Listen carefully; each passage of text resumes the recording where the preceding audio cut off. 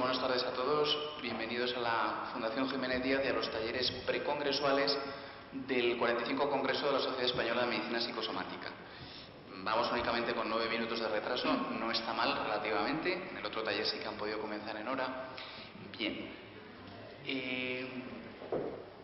cuando realizamos el arduo esfuerzo de intentar aunar cuestiones científicas de calado, tanto desde lo teórico como desde la utilidad práctica, y buscar temas que involucraran a distintos profesionales sanitarios y que pudieran ser de utilidad para todos los asistentes al Congreso, enseguida pensamos que los programas de psico-oncología que se desarrollan en muchísimos hospitales de nuestro entorno era algo muy apropiado justamente para comentar cómo la interacción entre distintas especialidades médicas y distintos profesionales, también desde la psicología clínica, desde la enfermería, colaboran a que ya no solo un cuidado paliativo, una determinada supervivencia, sea razonablemente mejor a lo largo de los años, sino que es un terreno abonado a la investigación y a la gestión del conocimiento, que es de lo principal que estamos intentando promocionar en este congreso.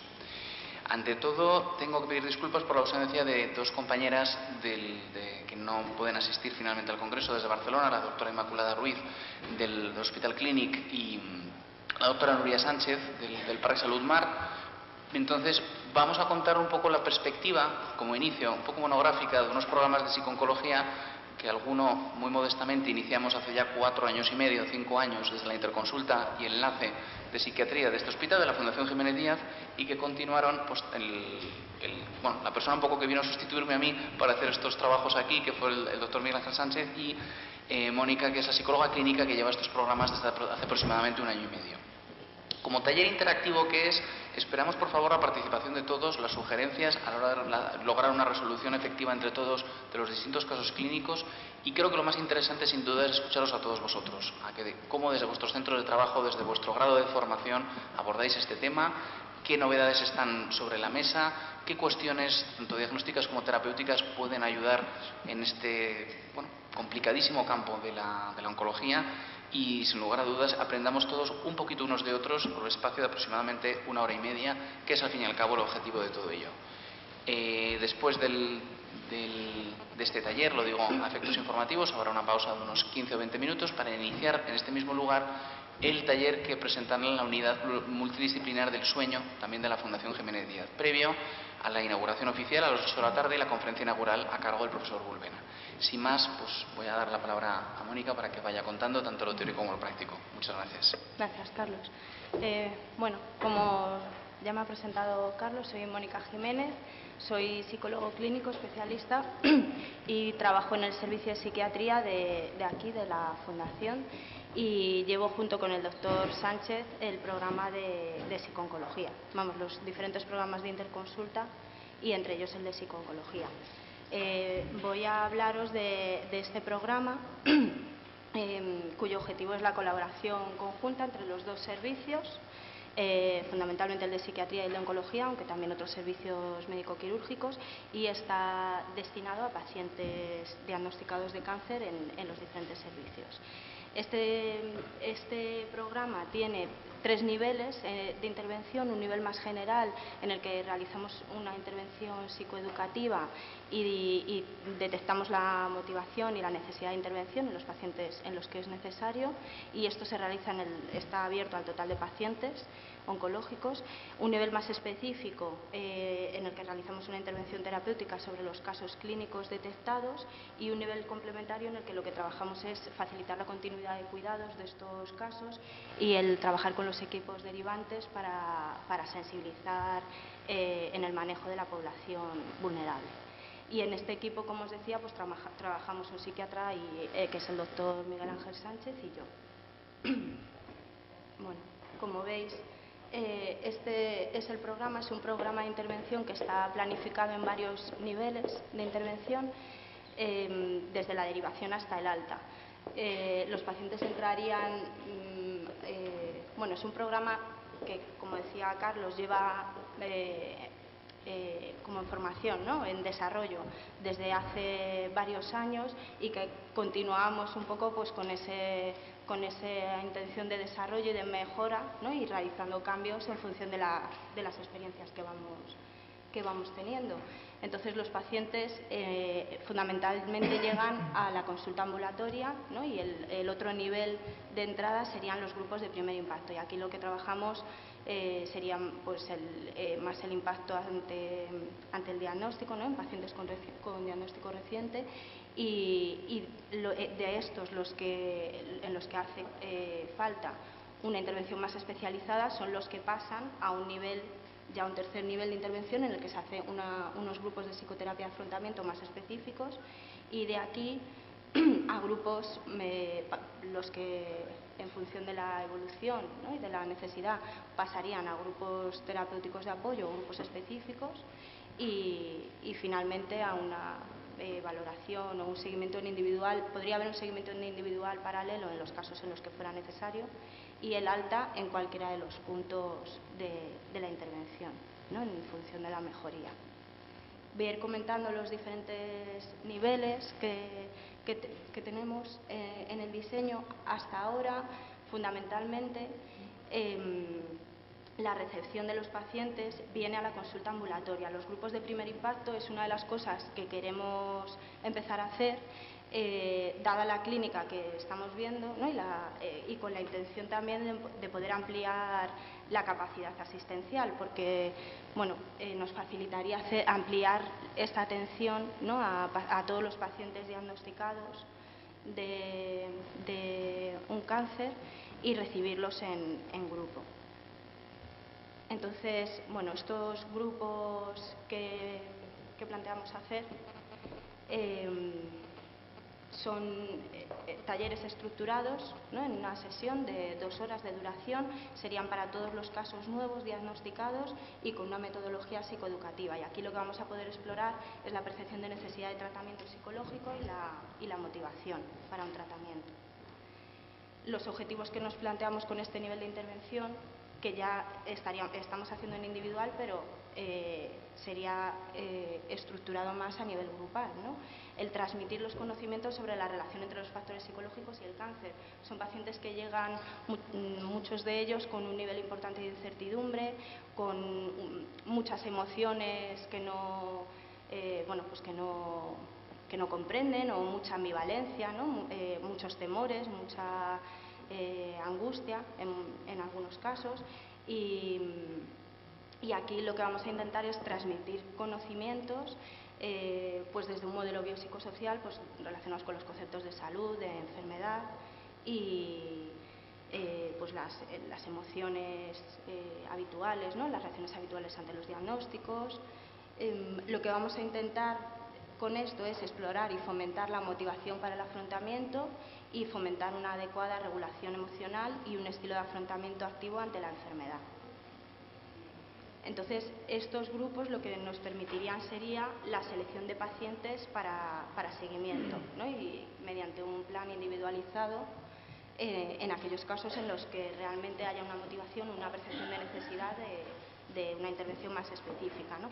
Y aquí las altas pues van a estar relacionadas con diversos factores, ¿no? Van a ser pacientes o bien que no tienen motivación para realizar un tratamiento, hay algunos que han acudido a consulta pues porque se lo han ofrecido o porque, bueno, pues porque al ofrecérselo también entienden como que es parte del proceso terapéutico desde oncología, ¿no? Pero no perciben realmente una necesidad de realizar una terapia, o bien porque tienen recursos de afrontamiento que están poniendo en marcha, son recursos adaptativos, tienen un adecuado soporte sociofamiliar y no hay necesidad de intervención, o por otras razones socioculturales. Muchas veces, bueno, pues podemos encontrar personas mayores, dependientes, que no tienen una facilidad para realizar una terapia y no están interesadas. Como os decía, de este primer nivel de intervención se podría seleccionar, ¿no? Nos permite seleccionar los pacientes que vamos a meter ya en los grupos de psicoterapia, ¿no? Y de afrontamiento. En estos grupos los pacientes que metemos son aquellos que ya sí que tienen una motivación, ¿no? y una percepción de necesidad, y hay un malestar para el que consideran que necesitan ayuda. Y estos son grupos estructurados. En estos grupos también vamos pues intentando hacer mejoras en función de de las experiencias que hemos ido viendo con los pacientes y bueno, son grupos estructurados en 8 sesiones. Aquí sí que vamos a intentar tener un grupo homogéneo de pacientes en función de las derivaciones que van llegando y podemos centrar el grupo a lo mejor pues más en relación con pacientes con diagnóstico reciente, ¿no? Que todavía no han empezado el tratamiento, o pacientes en tratamiento ya con quimio o radio o que han recibido cirugía, pacientes que llevan ya más tiempo de evolución y que muchas veces tienen graves repercusiones por la enfermedad o por el tratamiento, que ya el malestar no está solo relacionado con el cáncer, sino con las repercusiones que les ha ocasionado en su vida, y pacientes supervivientes, ¿no? Entonces, en estos grupos, los objetivos generales pues, son mejorar la calidad de vida de los pacientes, el lograr un aprendizaje de estrategias de afrontamiento, la adaptación a la enfermedad y potenciar la vivencia de control. Estos son pacientes que, como os decía ya en este punto, tienen toda esta mare magnum, ¿no?, de emociones muchas veces y con mucha ambivalencia y que muchas veces no entienden estas emociones, ¿no? Vamos a trabajar con ellos para que puedan comprender estas respuestas emocionales y que logren gestionar las emociones de una manera adaptativa que les ayude a afrontar el proceso. Y vamos también a trabajar pues, el desarrollo de habilidades de comunicación, ¿no? Empiezan a surgir en este punto, surgen muchas veces dificultades de comunicación con la familia,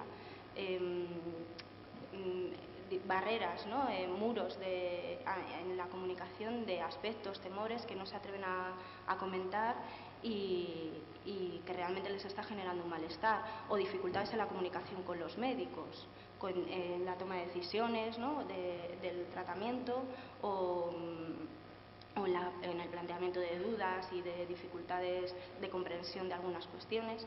Vamos a entrenar en estrategias de reducción del estrés para facilitarles una herramienta de afrontamiento que facilite también la percepción de más control sobre la situación.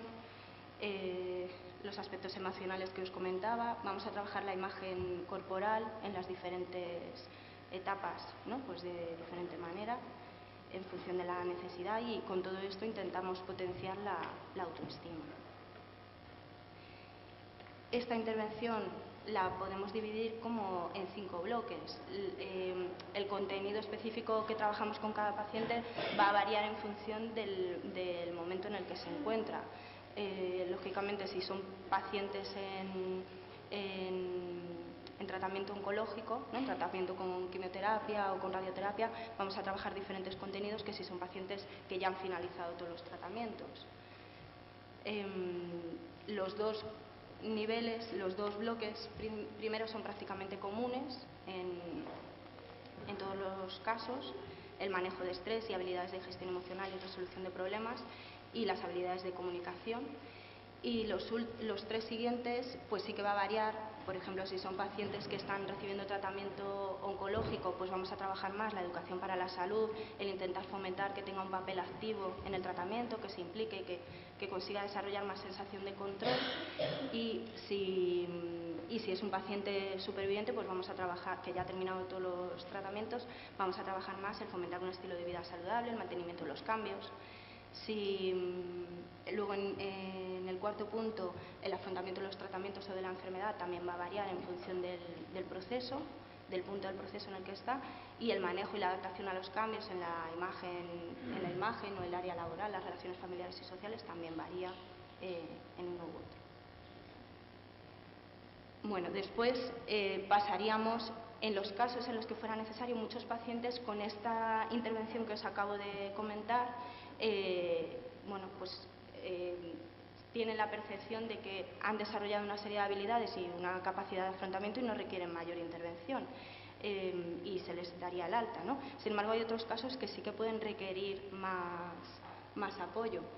En estos casos, pues estaría más indicado continuar la intervención o bien en grupos psicoterapéuticos de apoyo o grupos específicos. los grupos de apoyo, bueno, los vamos haciendo en función de si salen pacientes, ¿no? De si hay esta necesidad en función de los pacientes que tenemos en el momento, y son grupos que podemos abrir para pacientes y familiares. Son abiertos durante todo el periodo de seguimiento oncológico y tienen una frecuencia algo más espaciada, quincenal, y si es necesario pueden tener un seguimiento en individual. Y luego grupos específicos en caso de que por las necesidades pues que surja bueno, pues en función del perfil, ¿no? Si hay pacientes con ansiedad o con depresión o las características personales, pues podemos elaborar un grupo específico. Y por último, bueno, pues valoraríamos ya en individual la situación de los pacientes y la necesidad de alta.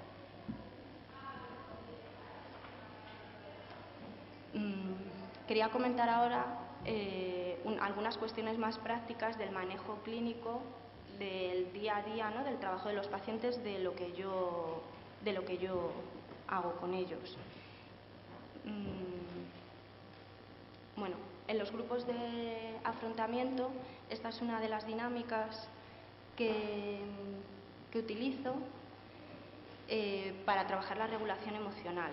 Entonces, lo que les planteo a los pacientes es que, bueno, pues que cierren los ojos. Sí, no vamos a hacer la dinámica, pero si hay alguien que quiera ir en individual pensando en esto, pues bueno, podéis ir imaginando la situación. Que cierren los ojos y que piensen en un secreto, en una circunstancia que no haya comentado con nadie, y les dejo un tiempo para que piensen en esto, en las emociones que este secreto supone, en los pensamientos relacionados con el secreto.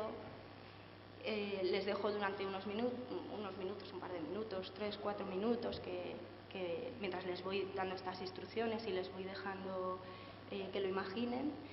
Y después les digo, mientras continúan con los ojos cerrados, que voy a ir paseando entre ellos, ¿no? Y que voy a tocar a alguien en el hombro para que hable de este secreto, ¿no? Y que se lo cuente al grupo. Entonces, con esto voy generando un clima de tensión, ¿no? Emocional, en el que están expectantes a ver a quién le toco en el hombro y tiene que exponerse contando el secreto, ¿no? Entonces, también dejo que esto se mantenga durante unos minutos, 3, 4, 5 minutos, y finalmente no toco en el hombro a nadie, ¿no? Les digo que pueden abrir los ojos y que bueno, que no les voy a hacer que cuenten el secreto ninguno de ellos en el grupo, pero que vamos a trabajar con las emociones que se han generado en esta situación.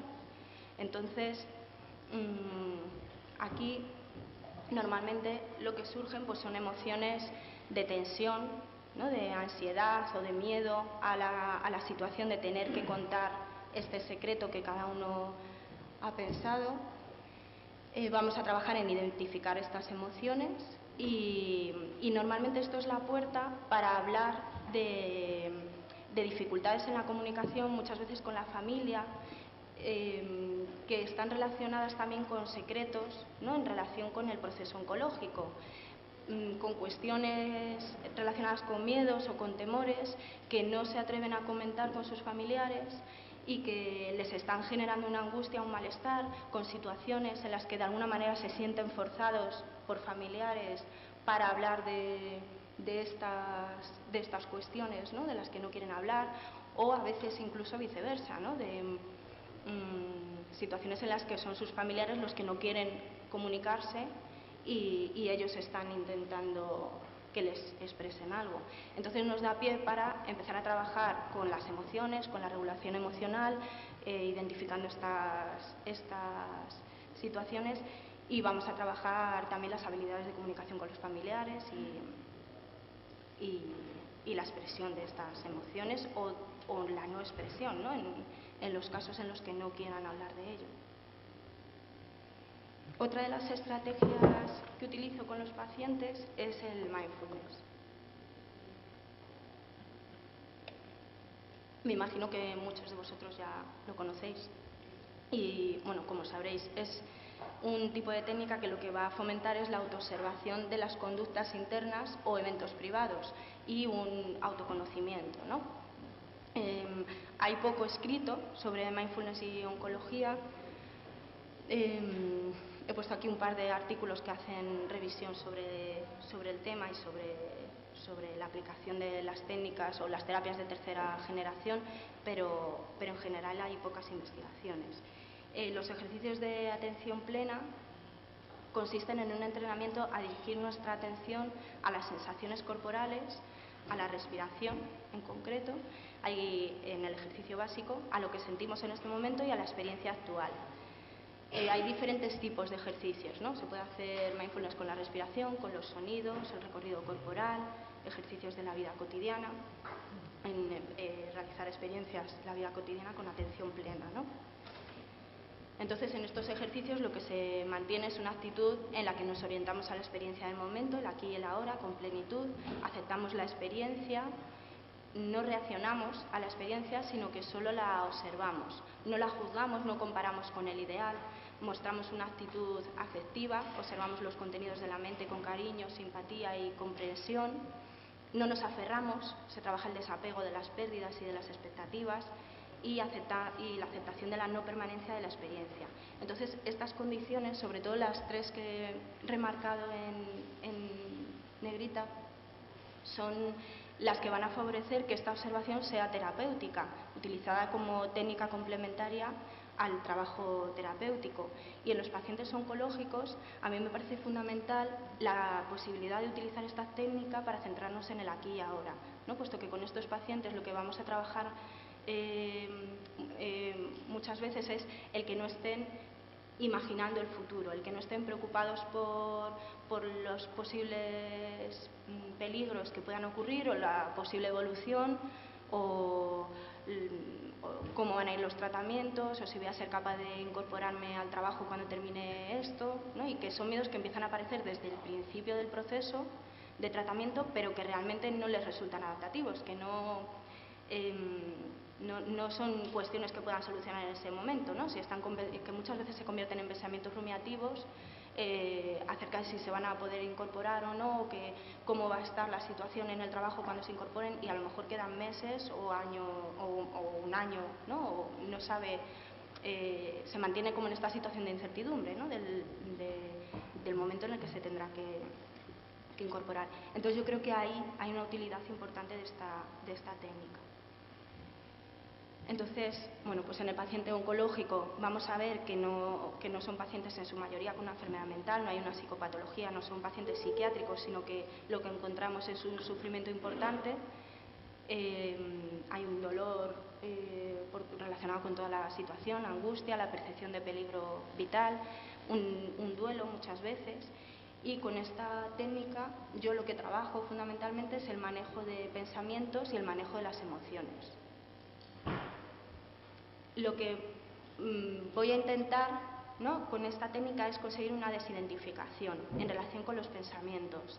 Habitualmente el yo lo identificamos con los contenidos mentales, ¿no? Yo pienso, yo percibo, yo siento, y en mindfulness el yo se identifica con el observador, no con el contenido. Lo que vamos a trabajar es la desidentificación de una manera espontánea. A medida que se va practicando el mindfulness, ¿no? Yo la instrucción que les doy es que lo practiquen a diario, todos los días, idealmente 2 veces al día, aunque sea 5 minutos en cada ocasión, pero que es más importante el hacerlo todos los días y el desarrollar el hábito, porque luego eso ya se podrá ampliar el tiempo. Pero que es más importante eso a que sea esporádicamente más tiempo. Entonces, con esa práctica continuada se va consiguiendo un mayor dominio de la técnica y este proceso se va logrando con más facilidad. Y esto les permite una oportunidad de aprendizaje, ¿no?, experiencial. Nosotros no somos nuestros pensamientos y podemos distanciarnos de ellos, podemos observarlos y podemos aprender a relacionarnos con ellos de otra manera. Entonces, en relación con el ejercicio, la instrucción que se les plantea, pues es esta, ¿no? El funcionamiento de la mente como una cascada, una sucesión interminable y rapidísima de pensamientos que nos llegan de una manera automática. Y en esta cascada continua, ¿no?, en este ir y venir como si fuera un mono saltando de rama en rama, van a venir toda clase de pensamientos. Va a haber algunos que tengan una carga emocional importante, que generen mucha ansiedad o preocupación, miedo, otros que sean triviales, que no tengan esta carga emocional. Va a haber pensamientos obsesivos, repetitivos, que se den cuenta de que vienen una y otra vez, ¿no?, y que a los 5 minutos o a los 10 segundos está de nuevo el mismo pensamiento, otros que van a ser esporádicos. Entonces, mientras están haciendo el ejercicio de atención a la respiración, de pronto uno se da cuenta de que ya no está atendiendo a la respiración, sino que está en un pensamiento al que no se sabe muy bien cómo se ha llegado. Entonces, cuando detectamos esto, debemos considerarlo no como un fallo, sino como una oportunidad para realizar el ejercicio, porque precisamente lo que vamos a intentar es no luchar con esta resistencia de la mente, sino trabajar con ella. Vamos a tomar nota del pensamiento que ha aparecido, ¿no?, o que ha arrastrado nuestra atención, y vamos a dejarlo a un lado, ¿no?, a tomar nota, dejarlo a un lado, permitir que se quede o que se vaya y volver a dirigir la atención a la respiración. Y cada vez que hacemos esto, estamos fortaleciendo la capacidad atencional y de aceptación. En realidad lo que estamos trabajando es con el foco atencional. Yo lo que les planteo es que es como si estuvieran haciendo flexiones o abdominales en el gimnasio, ¿no? Están trabajando con ese movimiento de la capacidad de atención, y lo que vamos a trabajar es la capacidad de controlar esta atención y dirigirla al punto en el que yo he decidido. Entonces, bueno, aquí también muchos pacientes lo que me plantean es que no consiguen dejar la mente en blanco, que no consiguen quitarse todos estos miedos, que siguen apareciendo los temores o las preocupaciones. Y bueno, lo que les planteo es que no es el objetivo dejar la mente vacía, sino aprender a relacionarse de otra manera con los pensamientos y las emociones. Que con la práctica, lógicamente, esto se va disminuyendo, ¿no?, en frecuencia, el que aparezcan pensamientos, pero no tiene por qué, tampoco es el objetivo, ¿no? El objetivo es aprender a manejarlos.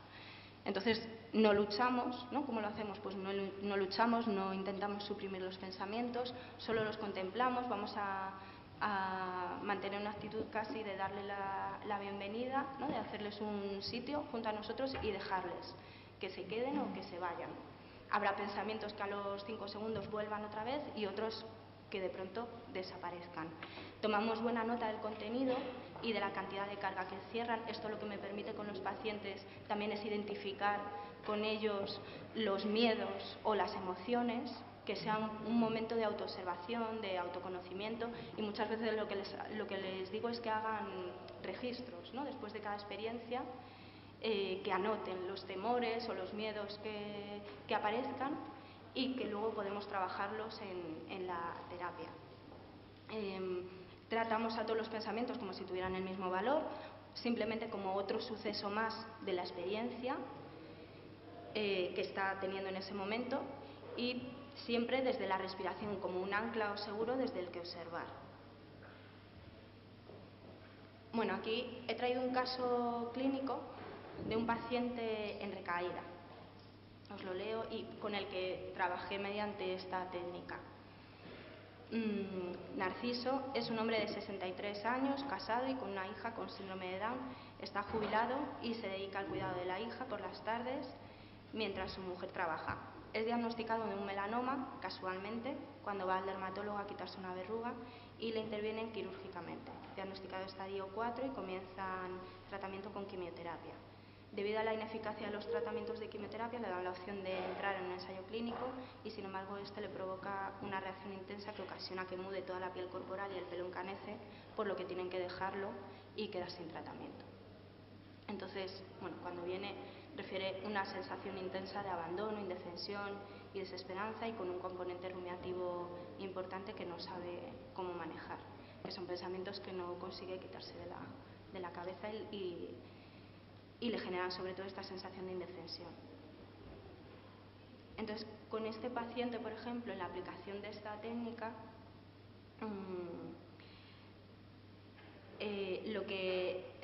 al aplicar esta estrategia con él, lo que hemos conseguido ha sido manejar los pensamientos rumiativos que le angustiaban, y esto yo creo que ha sido clave porque le facilita el desarrollo de la sensación de control de algo, ¿no?, en esta situación en la que se encontraba, y le rescata de la situación de indefensión que estaba viviendo. Entonces, son pacientes como este caso en el que no se puede modificar una gran parte de su realidad y que lógicamente, o sea, las emociones que tienen muchas de las veces son ajustadas, ¿no?, y son, bueno, pues son consecuencia de su realidad.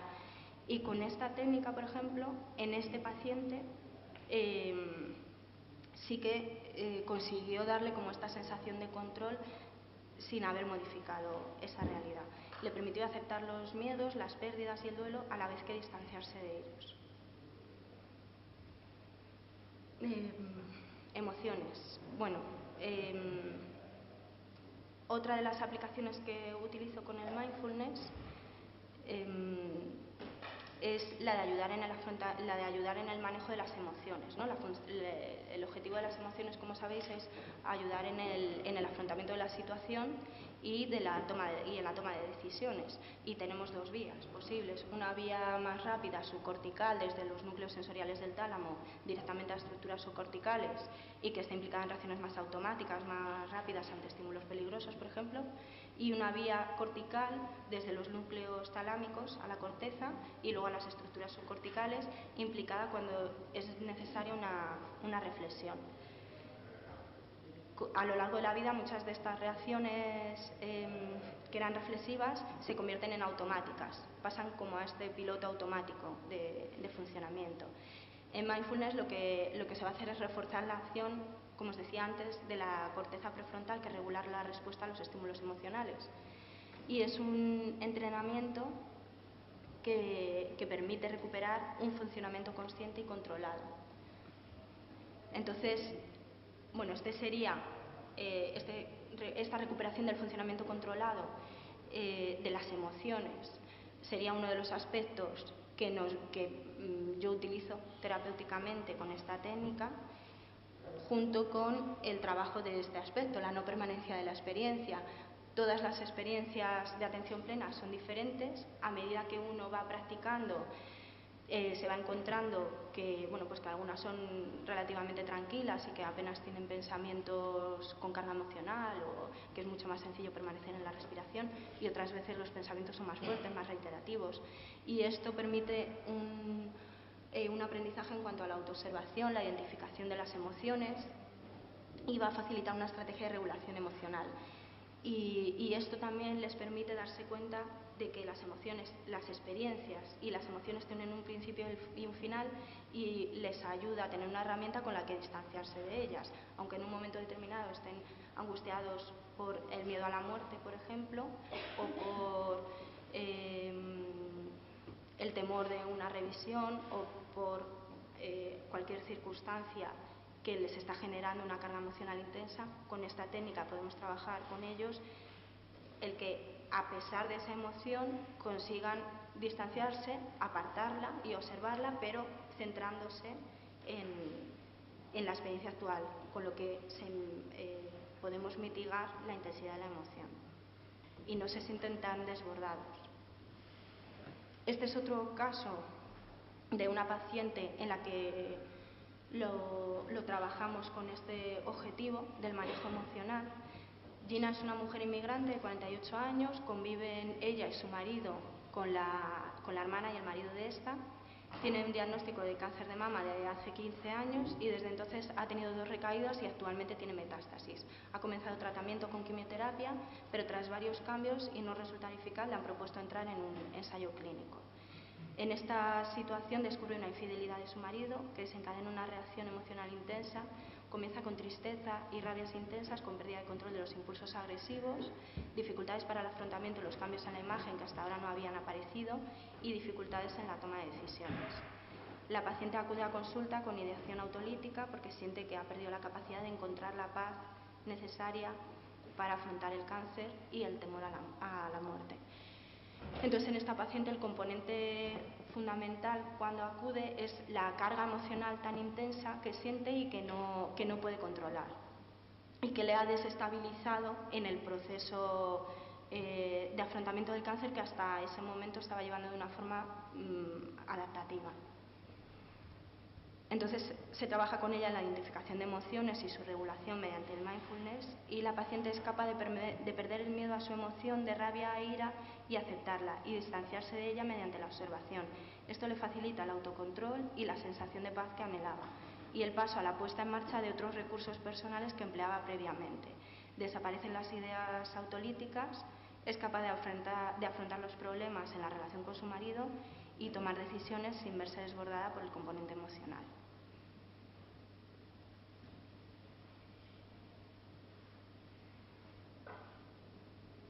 Bueno, y este es otro aspecto que también, en el que también utilizo esta técnica en cuanto al manejo de la autocrítica con los pacientes. Hay muchos de ellos que no solo vienen con el malestar relacionado con el proceso oncológico, sino que además lo juzgan como algo inadecuado o como algo que no pueden permitirse o que no es justo, por ejemplo, para sus familiares, el que ellos estén con estas emociones o con estos miedos, o realizan aquí pues esta autocrítica y esta exigencia que muchas veces lo que hace es complicar el aspecto afectivo.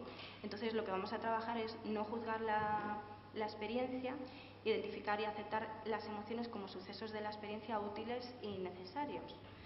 Y mediante el mindfulness podemos trabajar la observación y el autoconocimiento y desarrollar una actitud de aceptación y autocuidado emocional.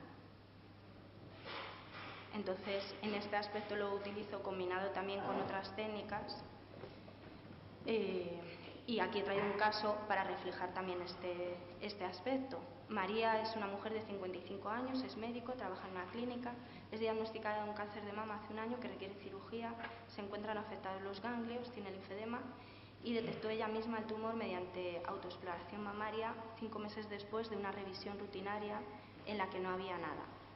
Hace referencia a su papel como médico y la labor de promoción de la salud y detección precoz que trabaja con sus pacientes. Durante los tratamientos de quimio y radio ha estado trabajando, lo relaciona con el importante apoyo emocional que supone para ella, y en el último mes aparece una sintomatología pseudogripal que actualmente está en estudio para descartar metástasis óseas. Esto le ha obligado a coger la baja que trataba de evitar hasta ahora, porque físicamente ya no es capaz. Entonces esto genera una sintomatología depresiva y de frustración, y plantea que no lo entiende puesto que ella hace todos los esfuerzos posibles para ser positiva. Lee libros de autoayuda, meditación, yoga, acupuntura. Esta paciente, por ejemplo, ya estaba utilizando la meditación, pero no se estaba aplicando de una manera terapéutica. Entonces el trabajo con ella es la identificación de los miedos y emociones. Aquí aparece el miedo a la muerte, que ella no expresaba inicialmente y que es uno de los miedos que está intentando evitar y no aceptar. Se validan sus experiencias emocionales y se trabaja la función adaptativa de las emociones. Se orienta en la capacidad de aceptación del miedo y en la disminución de la autocrítica mediante el entrenamiento del mindfulness. Aquí lo utilizamos como un complemento a esta intervención. Y se trabaja con ella en la exploración de nuevas emociones relacionadas con los acontecimientos. Bueno,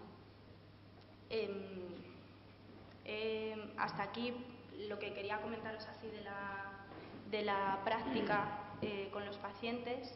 He traído otros casos para que pudiéramos comentar, casos en los que no específicamente he trabajado con mindfulness, sino un poco abiertos a poder hablar de ellos, y tenía la idea un poco en función de lo que queráis también vosotros, de realizar un ejercicio de atención plena para que conozcáis la técnica, si hay gente que esté interesada, que no la conozca, porque me imagino que muchos pues ya lo conoceréis, no sé qué qué preferís o qué os planteáis en relación con esto. O si preferís que pasemos a los casos, que podemos hacer las dos cosas. Sí. ¿Queréis hacer el ejercicio, la técnica? Sí. Algo que se había hablado antes con respecto a la muerte. Yo creo que a muchos pacientes que están en un proceso oncológico, algunos, sobre todo cuando están llegando a los estadios finales de la enfermedad, el que ellos puedan expresar esos miedos sería muy interesante porque se liberaría la emoción. Entonces, creo que también como profesionales, como psicólogos, el que una persona no se... Es decir, es un proceso, la vida empieza y acaba. Todos lo sabemos, pero en nuestra sociedad la muerte como que no se habla de ella y no se prepara a uno tampoco para la muerte. Y sin embargo, en cualquier día podemos morir y es importante liberar todas las emociones de miedo porque eso puede mejorar mucho su proceso también. Eso es lo que yo creo. Sí. Si hacen algo para ello, si ayudan a en un momento conectar con eso. Sí, eso por ejemplo es lo que comentaba en esta paciente, por ejemplo, que venía con ese temor y ese miedo fundamentalmente, pero ni siquiera lo verbalizaba, no era capaz de identificar ese miedo relacionado con el malestar que tenía en ese momento, ¿no? Sino que ella con lo que venía era con esto último, que no entendía por qué estaba mal, porque ella estaba haciendo todos los intentos posibles y ahí, por ejemplo, el trabajo que hacemos pues es ayudar a identificarlo y a expresarlo y también validarlo, ¿no? Como una situación, como un miedo, o sea, como un miedo normal en esta situación y del que se puede hablar y a veces, por ejemplo, lo que comentaba antes cuando trabajamos la comunicación con los familiares, o sea, cuando trabajamos con el paciente sobre la comunicación con los familiares, pues a veces lo que trabajamos es esto, ¿no? El que encuentren las habilidades o la capacidad para sacar este tema con sus familiares si es una cuestión que ellos están necesitando, ¿no? Aparte de la intervención que comentaba Miquel antes, que eran un paciente ingresado en el que se hace pues una intervención con ambos familiares, pero desde consulta ambulatoria pues también lo que trabajamos es el desarrollar en el paciente habilidades para que sea él en su entorno habitual el que pueda manejar esta situación y sacar este tema. Pero bueno, también desde lo que es darles la experiencia en la consulta o en el grupo de poder hablar sobre este tema y de perder un poco el miedo también a hablarlo y de empezar a verlo con más normalidad, desde esa experiencia también es más fácil que puedan generalizarlo a otras situaciones. Yo quería preguntar sobre los grupos. Has planteado grupos específicos y mencionaba depresión, ansiedad, edad. No se ha mencionado grupos según tipo de tumor. En algunos sitios se hacen grupos con pacientes con cáncer de mama. Sí. Como decía antes, es un programa que llevamos en desarrollo y bueno, que estamos todavía pues dándole vueltas y intentando pues mejorarlo en función de las experiencias que vamos teniendo. Entonces, esos grupos hasta ahora no los hemos hecho específicos por patologías, aunque sí que hemos agrupado más en función de las características del proceso médico oncológico. Hemos hecho más la agrupación en los grupos de afrontamiento, pero los específicos, pues son más pacientes en los que, sobre todo lo que ha predominado ha sido la sintomatología pues de este tipo, depresiva o la ansiedad. Pero vamos, sí que es una de las cuestiones, depende un poco también de las derivaciones, de la cantidad de pacientes que nos deriven, por eso queremos intentar organizarlo como planteaba al principio, para aumentar también la capacidad asistencial y poder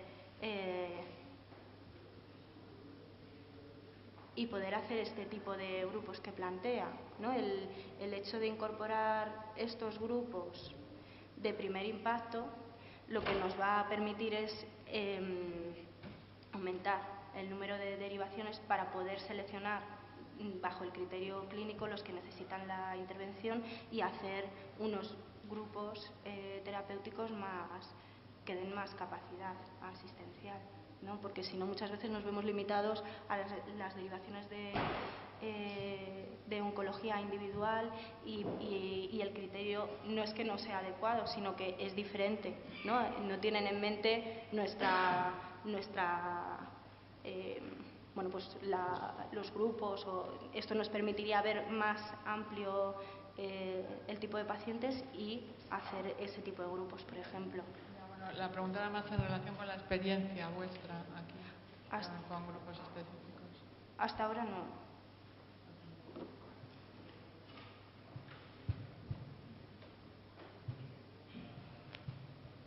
Sí, preguntaros por una preocupación muy especial que, como tal congreso de psicosomática, y es la salud psicosomática del cuidador principal del paciente oncológico, sobre todo el oncológico grave, el paciente que tiene vamos a decir, un cáncer extendido o ya con un pronóstico muy difícil, en el cual parece que la enfermedad oncológica ya casi habla por sí misma, es casi morbus ultra verbum, ya la propia enfermedad habla, pero las personas que cuidan o que están directamente vinculadas. A propósito de un caso que viví esta semana, ¿no? Una paciente joven que tiene un proceso oncológico muy complejo, muy difícil, y la madre viene a la consulta por un melanoma. Entonces, la impresión, una vez que hablas un momento con la madre, que ha estado mucho tiempo cuidando a su hija y preocupada por eso, la expresión de la madre es: ¿por qué no se me produce un cáncer a mí? ¿Por qué no soy yo capaz de absorber el cáncer de mi hija para que ella viva, para que ella sea feliz, porque tiene la vida por delante? Yo al fin y al cabo ya tengo la vida hecha, tengo los hijos, ya soy una persona de 70 años, y curiosamente parece que el melanoma de esa mujer habla por su emoción, ¿no? Entonces, no voy a sostener que la emoción produce la enfermedad. Eso es una cosa que las personas que nos preocupa la psicosomática no sabemos que socavón hay ahí entre la emoción y la lesión, pero ¿cómo juzgáis este caso? ¿Cómo ese sentimiento? ¿Cómo esa madre se ve ahora por un lunarín que tenía ahí, ahora es un melanoma, es una extirpación, ahora es una cirugía de ampliación, etcétera, y el sentimiento que te dice ella? No sé cómo juzgáis este caso que viví yo esta semana. ¿El sentimiento que dice ella? No, es decir, que como si ella intentase absorber con su proceso de melanoma lo que está destruyendo a su hija. Sí, o sea, eso es lo que ella llega a verbalizar. Exactamente, es decir, que es una expresión que te deja, que te sobrecoge, ¿no? No sé cómo juzgáis eso. Hablando un poco de la salud psicosomática del cuidador, ella es el cuidador principal de la hija. Incluso enferma, no es la misma enfermedad que la hija, aunque sí es de la misma naturaleza, ¿no? Oncológica, pero no es la misma que ella, pero como si quisiera absorber como si esa enfermedad nos viniese a decir a nosotros que con su proceso, con su melanoma, quiere como absorber la energía destructiva que está cayendo sobre la hija. Bueno, a mí me parece un caso muy complicado en el sentido de la vivencia de la enfermedad que pueda tener ella, ¿no? Porque sí que bueno, en estos casos que se ven, en los que hay varios familiares que de pronto a la vez, ¿no?, desarrollan un cáncer y de pronto están los dos en el proceso de tratamiento y ahí lo que surgen son muchas dificultades en la vivencia del propio cáncer, porque a veces, bueno, pues surge el sentimiento de culpa también, ¿no?, de cómo voy a estar yo preocupándome de lo mío en vez de lo de mi familiar que está más grave, o cómo voy a quejarme si ella ya tiene suficiente, o dificultades de este tipo que lo que van a hacer es poner barreras en la comunicación. Entonces yo creo que son casos complicados en ese sentido y luego también en lo que es la identidad de la persona, ¿no? Porque el cáncer es una enfermedad que afecta también a aspectos de la identidad, como la identidad de ser una persona sana, ¿no? O ser una persona sana o ser una persona enferma. De pronto se empiezan ahí a generar cambios en este aspecto de la identidad y la persona casi es como que percibe dos equipos, ¿no? Los sanos y los que tienen cáncer. Entonces, claro, ese significado que da ahí en la identidad, ¿no? Influye el significado o el sentido que uno da también a la enfermedad. Entonces, bueno, pues también me parece complicado el que además influye en ese aspecto. Creo que serían muchos aspectos a trabajar en psicoterapia. Mira, es que yo quería contestarle a él que yo, ese caso o caso parecido, yo tenía una paciente que yo creo que no conocemos todo el poder de la mente o de las emociones, hasta qué punto puede ser un factor importante, si no generador, pero sí que es un factor a tenerlo en cuenta, como hemos tenido otros muchos factores. Y voy a contar el caso de esta paciente. Yo trabajando allá en Tenerife, donde trabajo, me viene la hija con la madre, que siempre decía que ella iba a padecer de un tumor de cerebro, pero lo estaba diciendo, dice yo, desde que soy pequeñita, mi madre me dice que ella va a tener un tumor del cerebro porque una tía o una vecina que vivía, pero que ella le tenía mucho cariño, lo había tenido, y a la niña esa se le quedó ese trauma de ese tumor de cerebro, creció y ya tenía 70 y pico de años, desde luego se le habían hecho muchas pruebas anteriormente, pero ella siempre estaba con eso que ella... Y al final, por desgracia, a mí me tocó, pues le volví a hacer un escáner y digo, bueno, tanto lo dice que ya tenía un poco... Y sí, es verdad que tenía un cáncer de cerebro después de 40 y pico de años de haberlo repetido. Entonces yo creo que la ciencia ha avanzado mucho, estamos pero la mente creo que es bastante compleja. Y he leído en Estados Unidos que hay veces que hay traumas que generan a nivel, que se pueden testar a nivel del un encefalograma y con unas pruebas como muy finas que se producen un shock traumático, pueden producir hasta como un edema a nivel del encéfalo y que se puede... Entonces, bueno, creo que es muy complejo todo, pero es un factor a tener en cuenta. Sin duda no conocemos todavía la cuarta parte del poder que tienen los procesos de nuestra mente sobre el resto del organismo. Sin embargo, yo creo que muchas de las fantasías que nuestros pacientes se hacen, yo tengo mis dudas de que sean buenas para ellos. En un caso como el de esta señora, bueno, voy a poner primero otro ejemplo que es habitual en nuestros pacientes.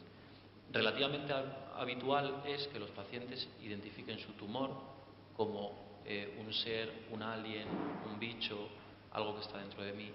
Y yo intento reconducirles a que no piensen eso, porque qué experiencia tan fea, ¿no? Tener la sensación o la convicción de que tienes un alien dentro. Hay que intentar normalizarlo más desde lo médico, yo creo, decirles que, bueno, que tiene una enfermedad, obviamente, y que es una enfermedad contra la que vamos a luchar, pero de alguna manera, si ellos piensan que tienen un alien dentro, están pensando bastante mal de sí mismos, ¿no? Yo creo que eso no les favorece. En este caso concreto, si permitimos que la madre continúe con esa fantasía de que está siendo capaz de absorber el poder destructivo del cáncer de su hija, ¿qué va a pasar cuando la enfermedad de la hija continúa avanzando, por ejemplo? Que probablemente va a pasar. Esa capacidad mágica de la madre va a estar agotada. Yo no termino... o sea, parece un caso muy interesante, pero como ha dicho Mónica, me parece un caso también complicado, yo creo. Sí, yo en la línea de lo que comenta Miquel, yo creo que el principal apoyo, tanto específico como grupal o individual, que se puede prestar desde la psiconcología es justamente el añadir el conocimiento objetivo, veraz y científico de lo que es un proceso oncológico, de lo que es el cáncer. Y esa labor de información muy desmitificadora de una enfermedad que también pues, ha generado siempre mucho impacto mediático, que acarrea un cierto estigma y que lleva a pensamientos bueno, pues permíteme que diga poco racionales, ¿no? Como el que acabamos de ver. O sea, y yo creo que incluso el explicar de forma didáctica lo que es un proto-oncogen, lo que es un oncogen, cómo aparece el tumor, qué posibilidades terapéuticas existen, cómo, aparte de las distintas posibilidades terapéuticas y prognosis, es tan importante el bienestar del paciente oncológico durante el tiempo de supervivencia y, por supuesto, su entorno familiar. Yo creo que esto tranquiliza y ayuda un poco a enfocarlo incluso desde la visión de los paliativos, según el tipo de carcinoma que sea, ayuda a enfocarlo desde una perspectiva más racional, porque si no te encuentras con esas cosas.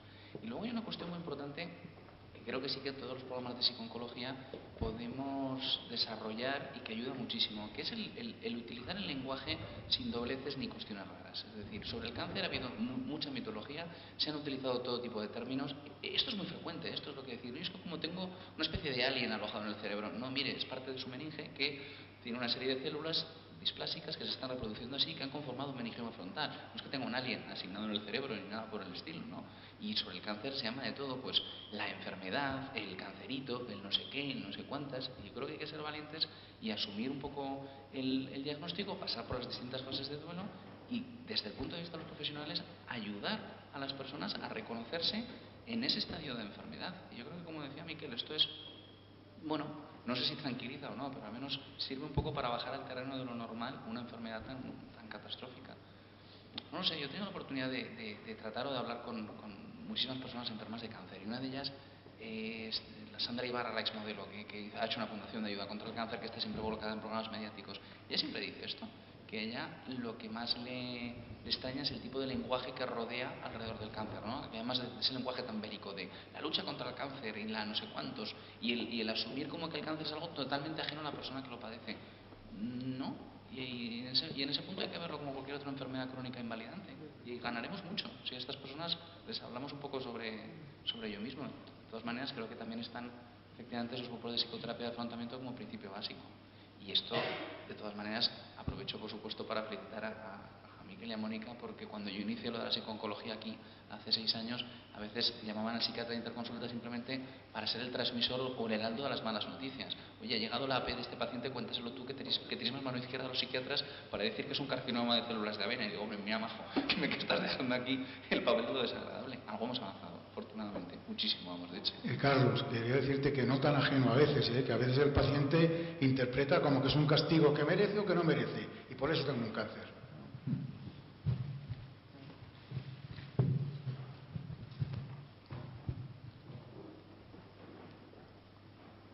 Bueno, yo quería comentar, no sé si desde la psicooncología se ha planteado alguna vez una especie de, sería terapia grupal en tal caso, ¿no? Con familiares, con familias, pero familias extensas, no me refiero a los familiares solo de primer grado, con familiares que tienen muchos casos de cáncer porque tengan una agregación familiar, porque son personas, no digo pacientes, sino son personas. Muchas de ellas se obsesionan luego con controles y se quieren hacer todo tipo de escáner hasta la obsesión, ¿no? Entonces, a veces yo me he planteado cuando lo veo en la consulta que quizás serían, bueno, que a lo mejor habría que hacer algún tipo de intervención sobre ellos porque llevan una vida de puro sufrimiento. A lo mejor luego lo desarrollan, pero a lo mejor no. Y a lo mejor... ¿Te refieres a casos de consejo genético oncológico? Sí, pero no me refiero al consejo genético oncológico que lo puede dar el oncólogo. Me refiero a hacer algún tipo de terapia grupal de este tipo, ¿no? A lo mejor como tú planteabas, pero con familias extensas, ¿no? Porque conozco algunos casos que son como muy floridos, ¿no? Bueno, desde luego que, o sea, todo lo que está relacionado, entiendo, ¿no?, que es lo que planteas, con familias en las que se ha detectado algún tipo de mutación genética, ¿no?, que se ha detectado la agregación y que hay casos, bueno, es un campo muy amplio también de intervención que ahora mismo no lo tenemos. Sí que nos ha llegado algún